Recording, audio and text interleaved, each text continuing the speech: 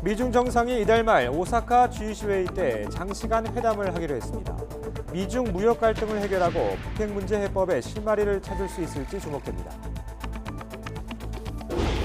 최근 삼척항 인근에서 발견됐다고 군이 발표한 북한 어선은 실제로는 부두에 정박한 상태였고 일부 선원은 육지에 올라와서 주민과 대화까지 한 것으로 알려졌습니다.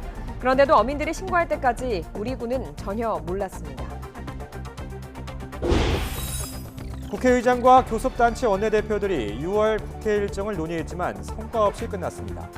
그러나 한국당도 국세청장과 검찰총장 후보자는 철저하게 검증하겠다는 입장이어서 인사청문회를 계기로 국회에 복귀하는 것 아니냐는 관측이 나오고 있습니다. 무소속 손혜원 의원이 공무상 알게 된 비공개 자료를 이용해서 부동산 투기를 한 혐의로 재판에 넘겨졌습니다. 손 의원은 검찰 수사 결과가 억지스럽다며 반박에 나서서 법정 공방이 예상됩니다.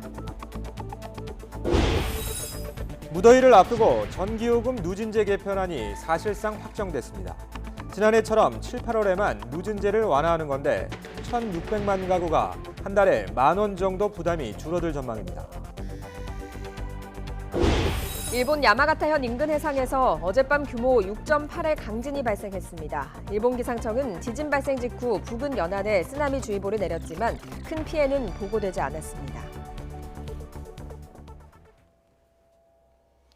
굿모닝 YTN 2부 이어갑니다. 미중 정상이 전화 통화를 갖고 이달 말 일본 오사카 G20 정상회의에서 만나기로 했습니다. 그동안 오사카 미중 정상회담에 대해 반응하지 않았던 중국도 시진핑 주석의 발언을 통해서 회담 개최를 공식화했습니다. 김태현 기자의 보도입니다. 도널드 트럼프 미국 대통령은 트위터를 통해 시진핑 중국 국가주석과 매우 좋은 통화를 했다면서 다음 주 일본에서 열리는 G20에서 장시간 회담을 가질 것이라고 밝혔습니다. 또 회담에 앞서 미중 두 나라 협상팀이 협의를 시작할 것이라고 덧붙였습니다. 두 정상의 통화에서는 날짜가 임박한 시진핑 주석의 북한 방문과 관련한 대화도 오갔을 것으로 관측됩니다.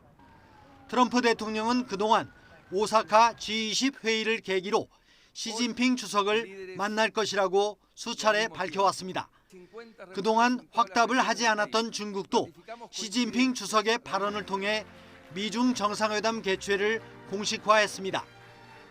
시진핑 주석은 이번에 트럼프 대통령과 양국 관계 발전 방안을 찾기를 희망했습니다. 중국 관영 CCTV에 따르면 시진핑 주석은 전화통화에서 최근 미중 관계에 어려움이 있었는데 이는 양국 이익에 부합하지 않는다면서 상호 존중과 호혜 공령을 바탕으로 조화와 협력을 추구해야 한다고 밝혔습니다. 시 주석은 이어 양국 관계 발전의 근본적인 문제에 대해 의견을 나누길 원한다면서 경제 무역 문제는 평등한 대화를 통해 해결해야 하며 관건은 서로의 합리적인 우려를 고려하는 것이라고 강조했습니다. 이번 회담을 통해 미중 간 최대 현안으로 떠오른 무역 전쟁과 함께 교착 상태에 놓인 북미 핵 협상의 해법을 찾을 수 있을지 주목됩니다. YTN 김태현입니다. 국제유가가 미중 정상회담의 기대감 속에 하루 만에 다시 급등세로 돌아섰습니다. 미국 시각 18일 뉴욕 상업거래소에서 다음 달 인도분 서부 텍사스산 원유는 1배럴에 1달러 97센트 3.8% 올랐습니다. 런던 선물거래소의 8월 인도분 브렌트유도 1배럴에 1달러 20센트 2% 상승했습니다. 시진핑 주석의 북한 방문 일정이 하루 앞으로 다가왔습니다. 중국은 시 주석의 북한 방문으로 한반도 문제 해결 과정에서 새로운 진전을 거두도록 노력하겠다고 밝혔습니다. 베이징에서 강성욱 특파원이 보도합니다.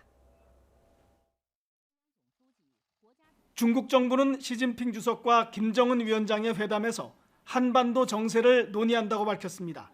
북중 수교 70주년과 자국 발전 상황 속에 그리고 한반도 정세가 3대 의제라는 겁니다. 특히 한반도 문제의 정치적 해결에 새로운 진전을 추진할 것이라고 예고했습니다. 双方也会就半岛形势进一步的交换意见，推动半岛问题政治解决进程取得新的进展。 중국은 대화를 통한 해결만이 한반도 문제의 유일한 활로라는 입장을 재확인했습니다. 하지만 북미가 서로를 존중해야 한다면서 미국의 일방적 핵 폐기 요구와는 다른 목소리를 냈습니다. 때문에 북중 정상회담 결과가 어떤 변화를 가져올지 예단하기는 여전히 어렵습니다. 5차 북중 정상회담의 준비를 위해 지재룡 주중 북한 대사가 평양으로 들어갔습니다. 북한은 1박 2일의 일정에도 수교 70주년을 축하하는 행사를 대대적으로 펼칠 것으로 보입니다. 특히 북미 관계가 어려워진 가운데 맞는 시진핑 주석의 첫 방문이어서 최상의 예우를 할 전망입니다. 베이징에서 YTN 강성웅입니다.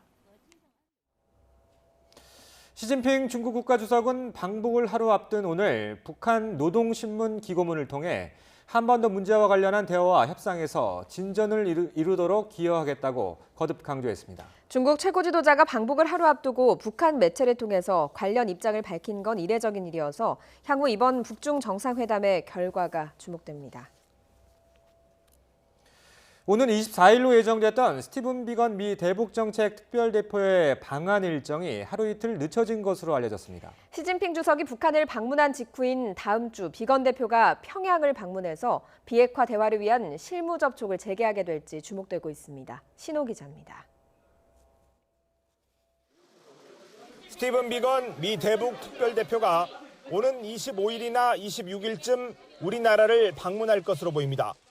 당초 24일 방한할 예정이었는데 일정이 언론에 미리 공개되면서 하루 이틀 연기된 것으로 안다고 정부 관계자는 밝혔습니다.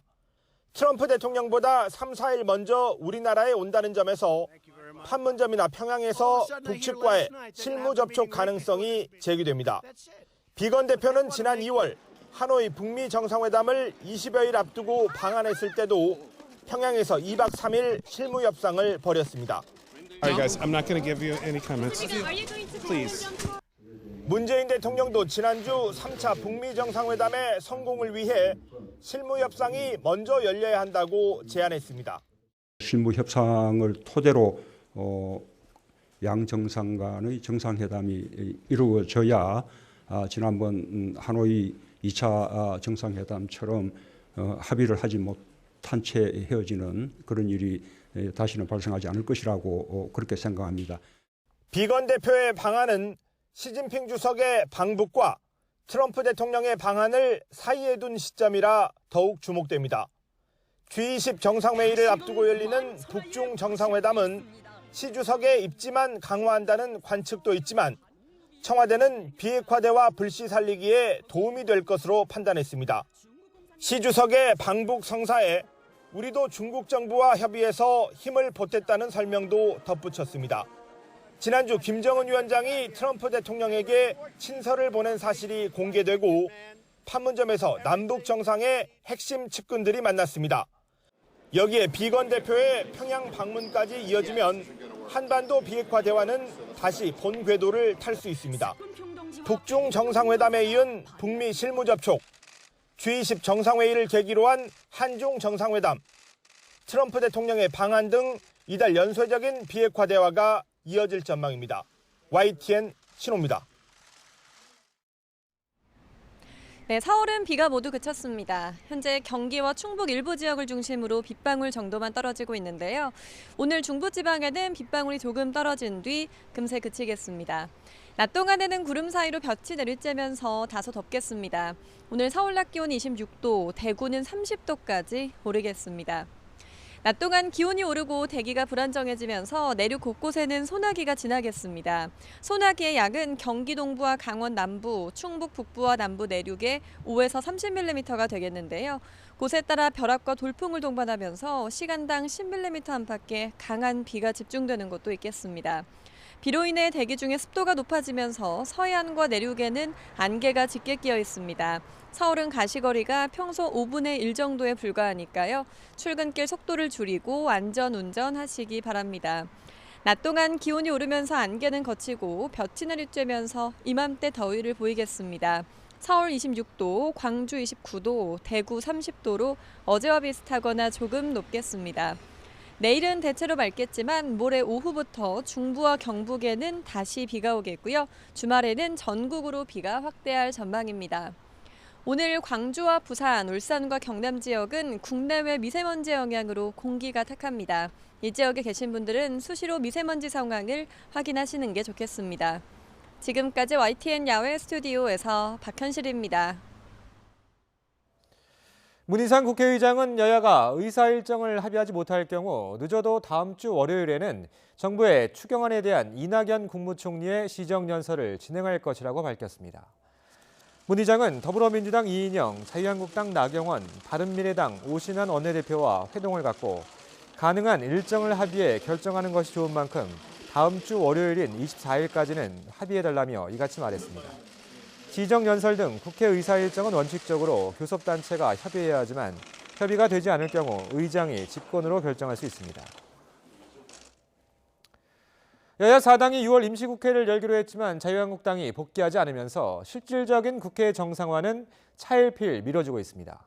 그런데 한국당이 윤석열 검찰총장 후보자 등의 인사청문회는 참석한다는 입장이어서 이를 계기로 국회에 복귀하는 것 아니냐는 관측이 나오고 있습니다. 최기성 기자입니다.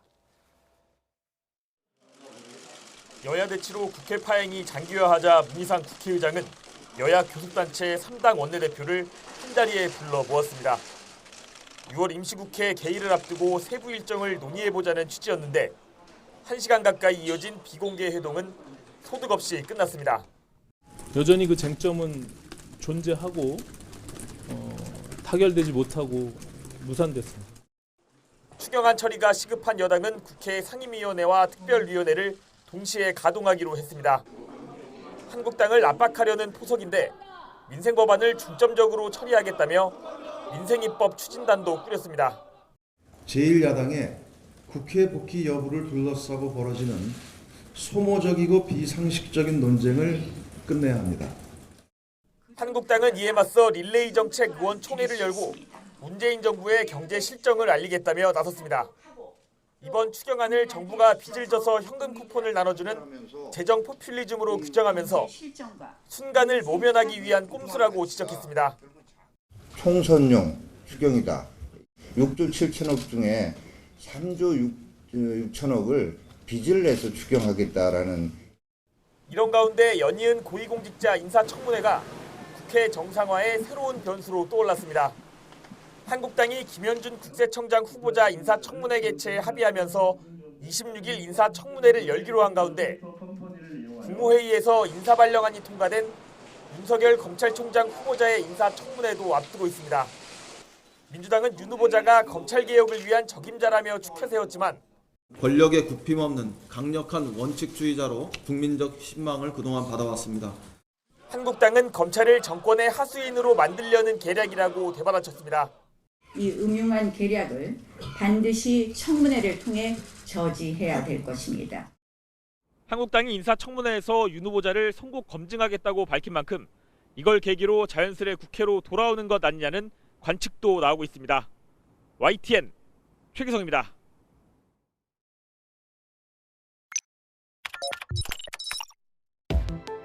우리가 또 뽑아드린 분들이잖아요. 그러니까 다 같이 잘 살자는 의미에서 놀고 계시면은 좀 일 좀 했으면 좋겠습니다. 일 하나 안 하는 국회에 대한 국민들의 분노가 우리에겐 아직 마지막 기회가 남았습니다.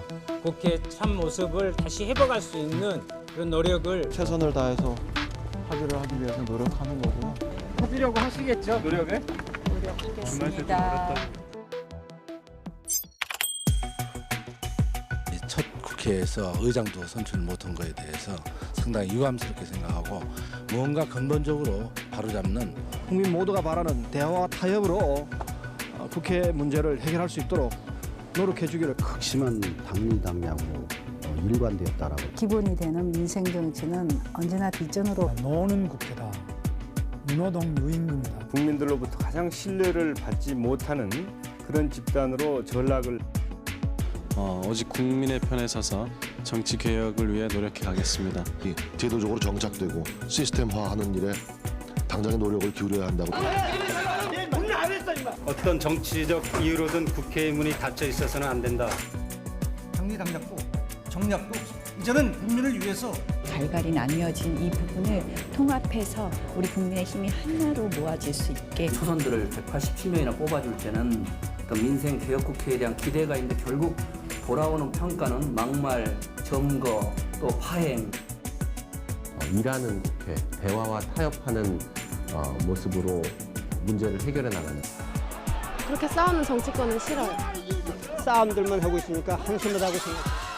가결되었음을 국민들께서 걱정하는 국회가 아니라 국민을 걱정하는 국회가 되어야 하고 일하는 국회상을 함께 만들어 나갑시다. 협상을 결렬시켜 지나칠 정도로다가 자기네 입장만 지난 5개월 동안 단 한 건의 법률안도 통과시키지 못한 국회의원 세비 당장 반납하라! 반납하라! 앞으로도 계속 이 정신을 살려. 소통과 대화와 타협으로 협치의 정치를 꼭 이뤄내라는 국민들의 준엄한 명령. 원만한 협상 결과를 내놓도록 노력을 하겠습니다.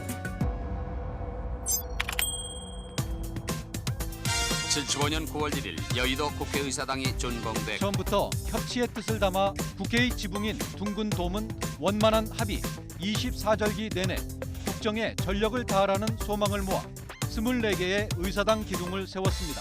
1년 365일 쉬지 말고 국민을 위해 일하라며 본회의장 천장엔 365개의 조명을 달았습니다.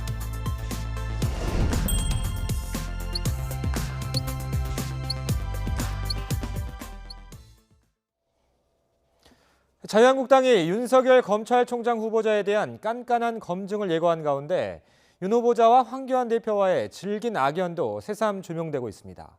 두 사람은 지난 6년 동안 결정적인 순간마다 맞닥뜨렸습니다. 조은지 기자입니다. 악연의 시작은 박근혜 정부 출범 직후인 지난 2013년 국가정보원 댓글 사건 때입니다. 수사팀장을 맡았던 윤석열 후보자는 국회 국정감사 현장에서 당시 황교안 법무부 장관이 수사에 외압을 행사했다는 취지의 폭탄 발언을 했습니다. 도가 지나쳤다라고 한다면 수사하는 사람들은 그런 것을 외압이라고 느낍니다. 황교안 법무부 장관하고도 관계가 있는 얘기죠? 무관하지는 않다고 생각합니다. 그렇습니다. 여당이던 새누리당은 하극상이자 항명이라며 비판을 퍼부었고 황교안 장관 역시 압력은 없었다고 부인했습니다.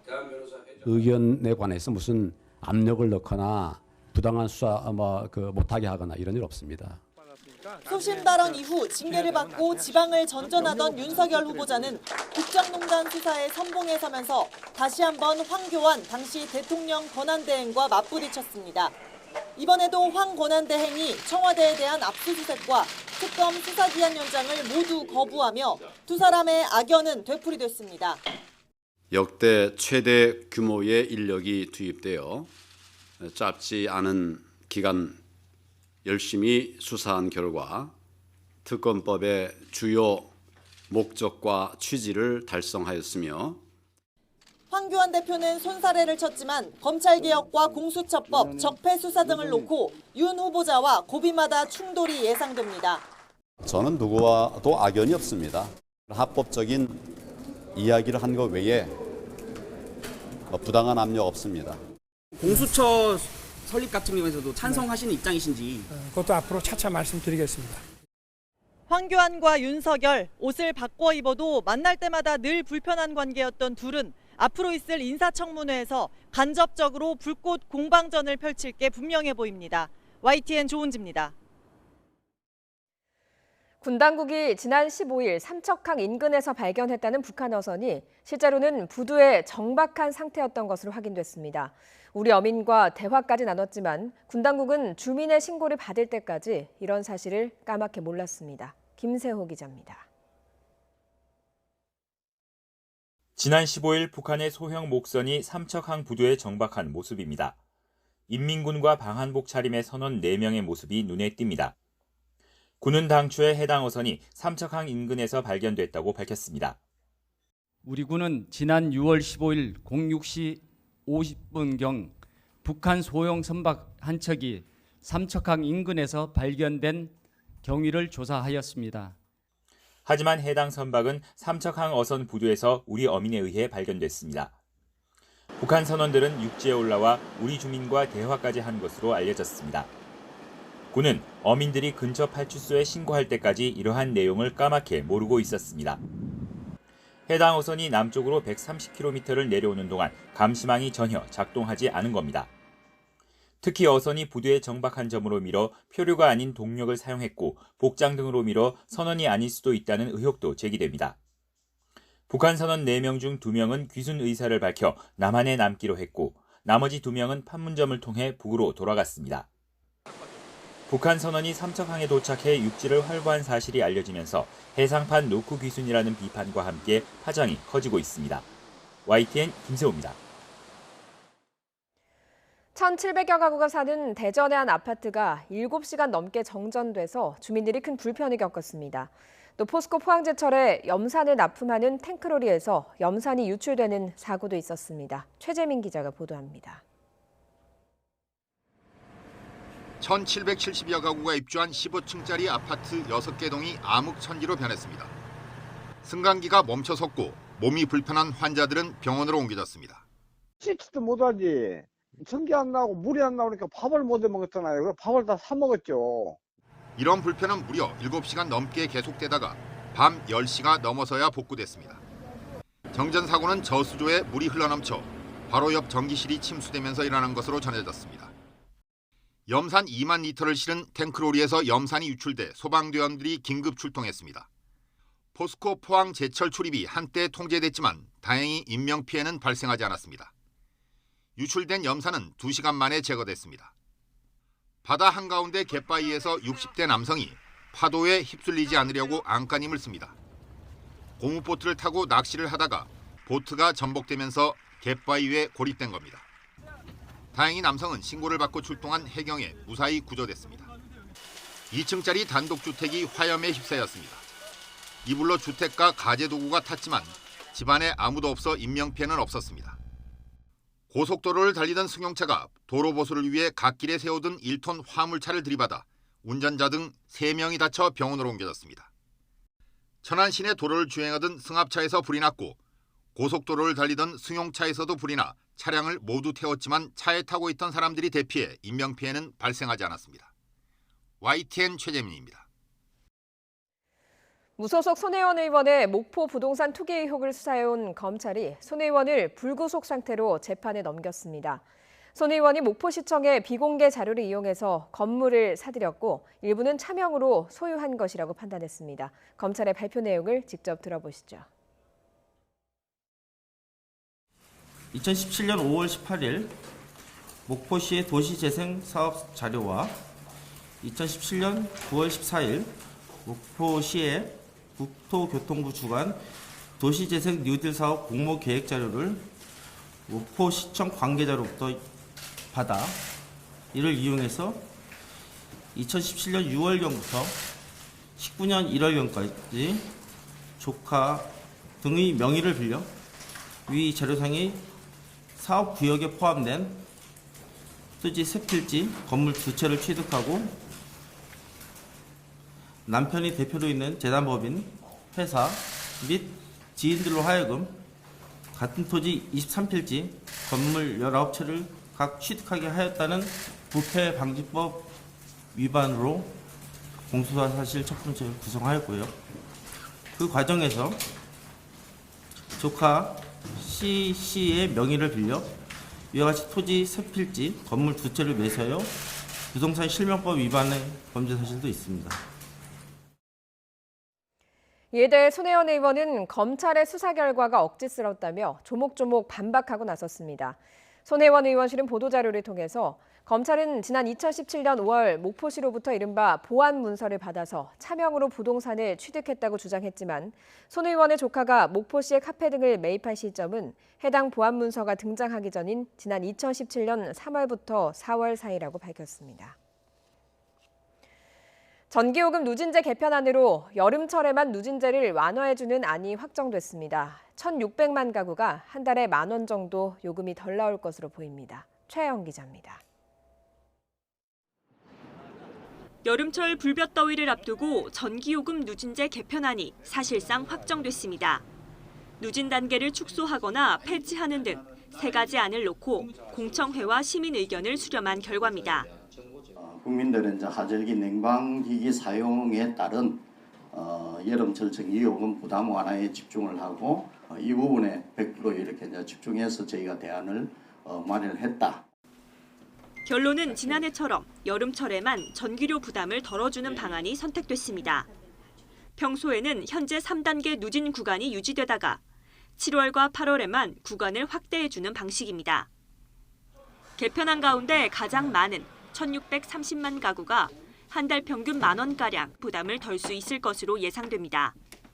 하지만 여름철 요금 폭탄 등 논란이 된 누진제 문제는 계속 떠안고 가게 됐습니다.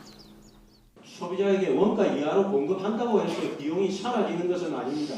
결국은 소비자들이 각자가 비용을 발생시킨 만큼 공정하게 전기요금을 부담토록 하는 것이 한전은 권고안을 토대로 전기요금 약관 개정안을 마련할 예정이지만 올해 1분기에만 6,300억 원의 적자를 낸 경영 문제는 부담으로 작용할 가능성이 큽니다. 정부는 전기위원회 심의를 거쳐 다음 달부터 새로운 한시적 누진제를 적용할 계획입니다. YTN 최하영입니다. 조명래 환경부 장관이 인천시 붉은 수돗물 사태는 100% 인재라며 인천시의 부실 대응을 강하게 비판했습니다. 조 장관은 출입기자단 간담회에서 여러 문제점이 충분히 예상 가능한데도 담당 공무원들이 문제의식 없이 무리하게 수계 전환을 했다며 인천시가 충분한 조치를 하지 않으면 감사원 감사를 요청하고 처벌도 요구할 것이라고 밝혔습니다. 조 장관은 또 수계 전환은 10시간 정도 시간을 두고 천천히 해야 하는데 10분 만에 밸브를 열어 압력을 2배로 해서 2-3시간 동안 물을 다른 방향으로 보냈다며 탁도와 부유물질이 충분히 예측 가능한데도 모든 것을 놓쳤다고 지적했습니다. 정부가 최근 사고가 잇따른 통신구와 상하수도관에 대한 점검 결과와 대책을 내놨습니다. 송유관이나 통신구 90% 이상이 너무 낡아서 앞으로 4년 동안 32조 원을 투입하기로 했습니다. 이하린 기자가 보도합니다. 지난해 사상 초유의 통신 대란을 불러온 KT 아현지사 통신구 화재. 뜨거운 물바다로 변해 인명피해까지 발생한 백석역 온수관 파열 사고. 그리고 최근 인천의 붉은 수돗물 사태까지. 이처럼 지하시설물 관리 소홀로 각종 사회적 문제가 불거지자 정부가 긴급 점검을 실시했습니다. 준공 후 30년이 넘은 저수지가 96%에 이르고 송유관의 98%, 통신구의 91%는 20년 이상 됐습니다. 노후화가 빠르게 진행되면서 지난 5년 동안 가스관과 열수송관에서 수십 건씩의 사고가 발생했고 하수관 손상으로 인한 땅 꺼짐 현상도 지난해에만 140건 확인됐습니다. 이에 따라 정부는 내년까지 이상 징후가 있는 낡은 시설물을 긴급 보수하고 앞으로 4년 동안 32조 원을 투자하기로 했습니다. 해마다 국비 5조 원, 공공과 민간 투자 3조 원이 투입될 예정입니다. 화재 예방을 위해 통신구, 전력군의 케이블은 난연제로 전환하고 20년 이상 된 노후 하수관로 1,507km를 내년까지 교체 보수합니다. 기반 시설의 생애 주기를 고려해서 선제적으로 또 잠재된 위험까지 미리 해소하는 데 중점을 뒀습니다. 이와 함께 사물 인터넷과 드론, 로봇 등을 활용해 안전점검 사각지대를 해소하고 오는 2023년까지 지하 공간 통합 지도도 구축할 계획입니다. YTN 이하린입니다. 전 남편을 살해한 고유정 사건을 수사 중인 경찰이 김포시 소재 소각장에서 유해 일부로 보이는 물체를 발견해서 피해자와 관련 여부를 조사하고 있습니다. 제주 동부경찰서는 지난 15일 김포시에 있는 쓰레기 소각장에서 사람뼈로 추정되는 40여 점을 발견해서 국과수에 감정 의뢰했다고 밝혔습니다. 발견된 물체는 1에서 2cm 크기로 이미 분쇄와 소각 과정을 거친 것으로 알려졌습니다.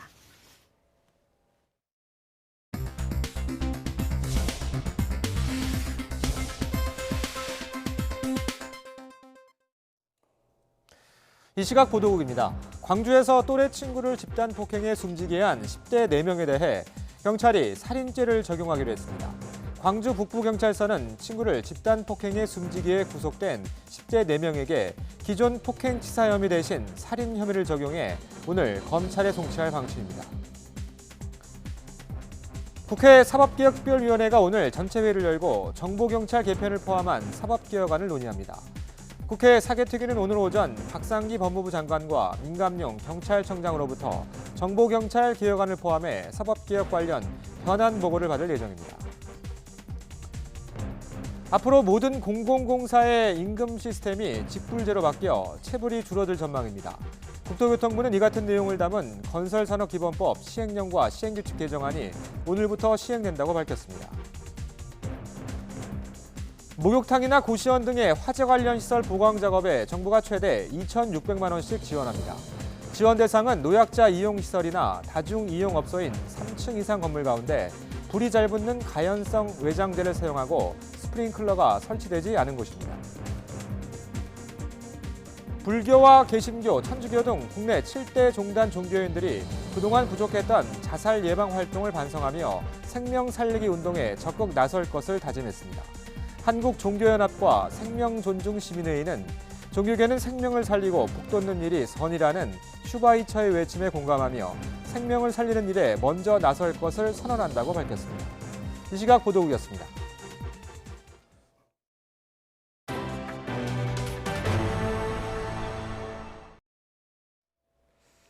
헝가리 유람선 침몰 사고 소식입니다. 부다페스트 경찰이 사고 발생 20일 만에 그동안의 수사 상황을 설명했습니다. 충분한 양의 수사 자료를 확보했지만 사고 규명은 장기화할 수 있다고 시사했습니다. 박상남 기자가 보도합니다. 부다페스트 경찰이 내외신 기자회견을 열고 허블레아니오 침몰 사고에 대한 수사 진행 상황을 설명했습니다. 경찰은 우선 상당량의 증거 자료를 확보했다는 점을 강조했습니다. 사고를 낸 바이킹 시기노에서 2테라바이트 분량의 데이터가 확보됐고 증거 사진은 5,000장에 달한다고 설명했습니다. 또 목격자와 증인 등을 대상으로 광범위한 조사가 이루어졌다고 밝혔습니다. Most jelenleg a nyomozás abban a fázisában van, hogy a szakértők dolgoznak, és a budapesti rendőrfőkapitányság egy embert hallgatott ki gyanúsítottként, 78 személyt tanúként hallgattunk ki, és további 230 személyt meghallgattunk. 경찰은 사고 당시 크루즈선 선장이 술을 마셨거나 마약을 복용한 상태는 아니었다고 밝혔습니다. 또 사고 직후 모든 흔적에 대한 자료를 입수했다며 크루즈선 방면은 합법적이었고 전혀 문제가 없다고 말했습니다. 지난 10일엔 이 선박에 대한 2차 현장 조사가 실시됐다며 이를 통해서도 억류할 필요성이 없었다고 강조했습니다. A Viking a második szemlét követően ugye távozott. Jelenleg a Dunán közlekedik, úgy tudom. 경찰 대변인은 확보한 자료를 바탕으로 수사가 진행 중이라며 전문가들 의견이 언제쯤 최종 정리될지 예상하기 어렵다고 밝혔습니다. 이에 따라 허블레아니오 침몰 사고에 대한 최종 수사 결과 발표가 지연될 가능성이 높아지고 있습니다. YTN 박상남입니다. 18개 부처 장관들과 오찬 회동을 이어가고 있는 더불어민주당 이해찬 대표가 오늘은 경제 관련 부처 장관과 함께 국정 현안을 논의합니다. 이 대표는 오늘 홍남기 경제부총리를 포함해 유영민 과학기술정보통신부 장관, 서균모 산업통상자원부 장관, 박영선 중소벤처기업부 장관과 오찬을 갖고 미중 무역 갈등에 대한 대처 방안 등 각종 경제 현안에 대해서 의견을 나눌 예정입니다. 정부의 추경안 제출에 반대하며 국회 의사 일정을 거부하고 있는 자유한국당은 오늘도 정부의 정책을 비판하는 이른바 정책의원총회를 이어갑니다. 한국당은 오늘 의총에서 최저임금법과 근로기준법 개정안을 포함해 한국당이 주장하는 이른바 경제활력 법안을 논의할 예정입니다. 전동 킥보드와 드론 등에 사용되는 충전용 배터리 폭발 사고가 끊이질 않고 있습니다. 실제 배터리를 가지고 실험을 해봤더니 특히 필요 이상으로 충전하는 과충전이 상당히 위험했습니다. 이상곤 기자입니다.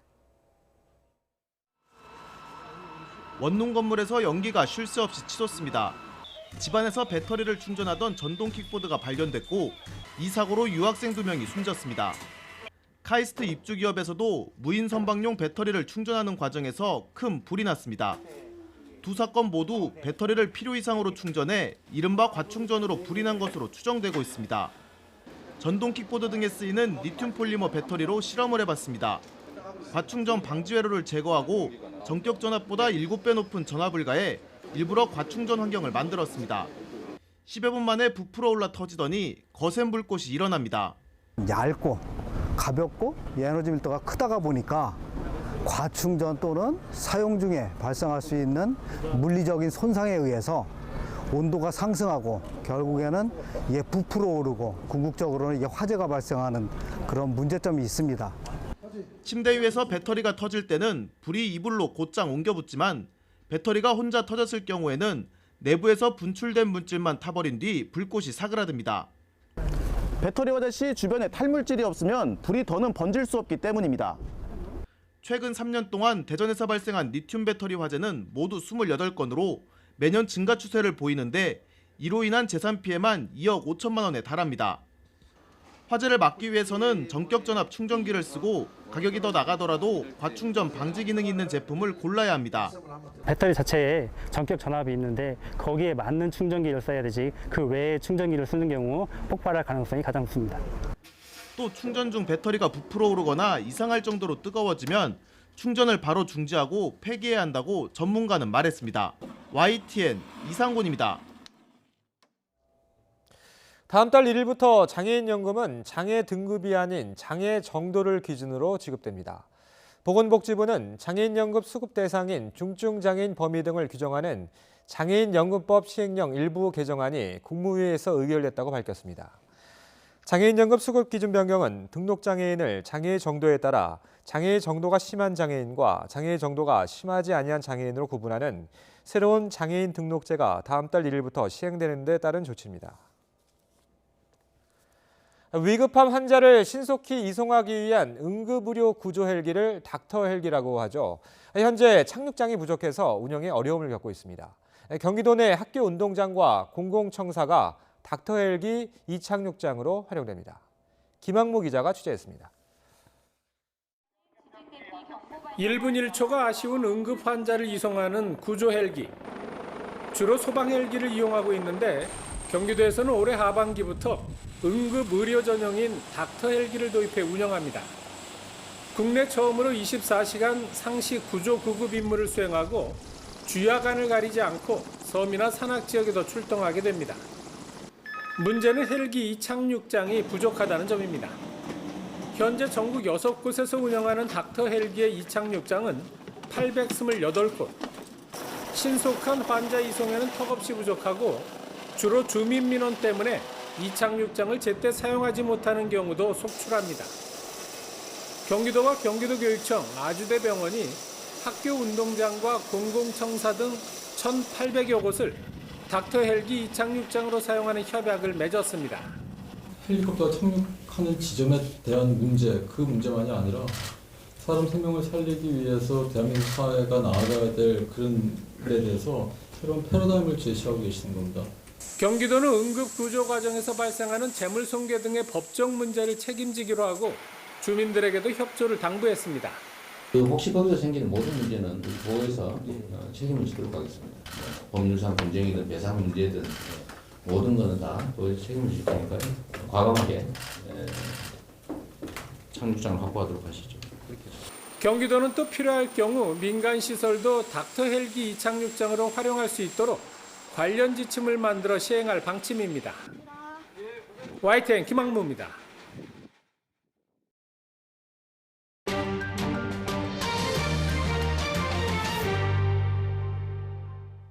도널드 트럼프 미국 대통령이 오늘 2020년 대선 출정식을 열고 재선 도전을 공식 선언합니다. 시진핑 주석의 북한 방문이 예정돼 있어서 한반도 문제와 무역 분쟁을 두고 어떤 언급을 할지 주목되고 있습니다. 강태욱 기자입니다. 우리 시간 오늘 오전 9시 트럼프 대통령이 재선 도전을 공식화합니다. 플로리다주 올랜도 아메이 센터에서입니다. 러닝메이트인 마이크 펜스 부통령과 함께 출정식을 열 예정입니다. 트럼프 대통령은 빅 랠리라면서 기록을 세울 것으로 보인다고 밝혔습니다. 아메이 센터 수용 인원은 2만 명, 5배가 넘는 10만 명 이상이 참가 신청을 했다고 트럼프 대통령이 자랑했습니다. 그러면서 모든 참석자를 위해 야외에 대형 영화 스크린을 설치하고 음식을 실은 트럭이 준비되고 있다고 소개했습니다. He's doing the right thing because he's looking out for the country. He's not looking out for the bureaucrats. He's looking out for us common people that work every day and have to pay the taxes and support all the people that are living off the taxes. And he's looking out for us. 이런 가운데 미 민주당도 경선 주자들의 첫 TV 토론을 플로리다 마이애미에서 엽니다. 플로리다는 대표적인 경합주로 세 번째로 많은 선거인단인 29명을 보유한 곳입니다. 첫 단추부터 격전지에서 정면 승부가 이뤄지는 셈입니다. 특히 트럼프 대통령이 자신의 지적 중 하나로 내세우는 대북 협상과 관련한 언급을 출정사에 담을지 주목됩니다. 여기에 무역 분쟁 중인 중국의 시진핑 주석의 북한 방문을 두고도 평가나 전망을 내놓을지도 관심입니다. YTN 강태욱입니다. 패트릭 셰너헨 미국 국방장관 대행이 오래전에 있었던 가정폭력이 보도되면서 자진 사퇴했습니다. 트럼프 대통령은 국방장관 대행에 마크 에스퍼 육군성 장관을 지명했습니다. 김원배 기자입니다. 트럼프 미국 대통령은 현지 시각 18일 셰너헨 국방장관 대행의 퇴임을 확인하면서 자신이 물러나라고 하지 않았다고 말했습니다. No, I didn't. I didn't ask him to withdraw, but he walked in this morning. He said it's going to be a rough time for him because of obviously what happened. But I did not ask him to withdraw. He presented me with a letter this morning. That was his decision. 트럼프 대통령은 국방장관 대행에 마크 에스퍼 육군성 장관을 지명했습니다. 셰너헨 대행은 성명에서 고통스럽고 개인적인 가족사가 들춰져 유감스럽다면서 세 자녀가 정신적 외상을 초래할 시기를 겪지 않도록 결정을 내렸다면서 사퇴를 확인했습니다. USA 투데이는 셰너헨 국방장관 대행과 전처 킴벌리 조딘슨이 2010년 8월 술을 마신 채 언쟁을 벌이다 상호 폭력을 주장했다고 보도했습니다. 워싱턴 포스트도 2011년 셰너헨 대행의 10대 아들이 야구 배트로 엄마를 때려 의식을 잃게 한 일이 있다고 보도했습니다. 셰너헨 대행의 사퇴는 이란과의 긴장이 고조되는 시점에 국방부 리더십에 대한 불확실성에 기름을 부은 것이라고 로이터 통신은 지적했습니다. 에스퍼 새 국방장관 대행 지명자는 마이크 폼페이오 국무장관과 미국 육군사관학교 동기로 25년간 육군과 버지니아주 방위군에서 복무했습니다.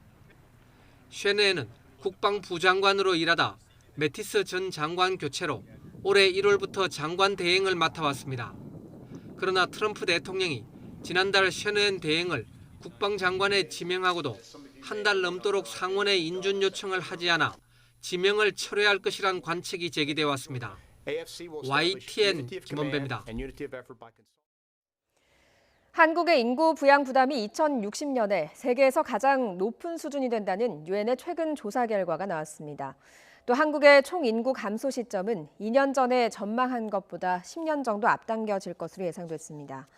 유엔 경제사회국이 공개한 2019년 세계 인구 전망 자료를 보면 한국의 총부양비는 출산율과 수명, 국제이동 등 인구 변화에 영향을 주는 요소가 중간 수준을 유지한다고 가정할 경우 2060년에 103.4명으로 조사 대상 국가 중 가장 높을 것으로 전망됐습니다. 인도 북부에서 열대과일 리치가 발병 원인으로 추정되는 급성 뇌질환으로 100명이 넘는 어린이가 숨졌습니다. 인도의 영자일간지 힌두스탄 타임스는 현지 시각 17일 인도 북부 비하르주 무자파르푸르 지역에서 어린이 6명이 급성 뇌염 증후군 증상으로 숨졌다고 보도했습니다.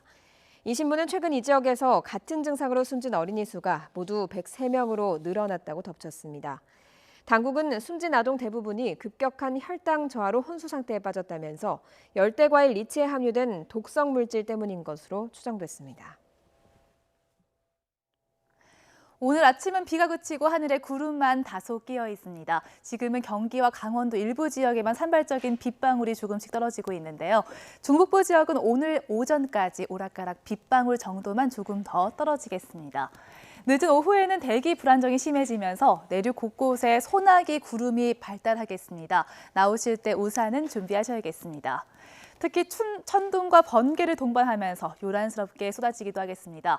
그 사이 예상되는 소나기의 양은 경기 동부와 강원 지역, 충북과 남부 내륙 지역에 5에서 30mm가 되겠습니다. 서울과 그 밖의 수도권 지역은 5mm 안팎의 빗방울 정도가 떨어지겠습니다. 오늘 내륙 지역은 대기질이 대체로 보통 단계 예상됩니다. 하지만 약하게 미세먼지가 쌓이면서 경남과 부산, 울산, 광주 지역은 미세먼지 농도가 나쁨 수준을 보이겠습니다. 낮 동안 25도를 웃돌면서 여름 더위가 지속됩니다. 서울의 한낮 기온이 26도까지 오르겠고 청주와 안동, 대전 28도, 대구는 30도까지 올라서 덥겠습니다. 초여름 더위 속에 이번 주는 비가 자주 옵니다. 금요일인 모레는 중부 지역에, 주말엔 전국 곳곳에 비가 내릴 전망입니다. 날씨 정보였습니다. 수요일 굿모닝 YTN 마칩니다. 내일 아침도 부지런히 준비하겠습니다. 고맙습니다.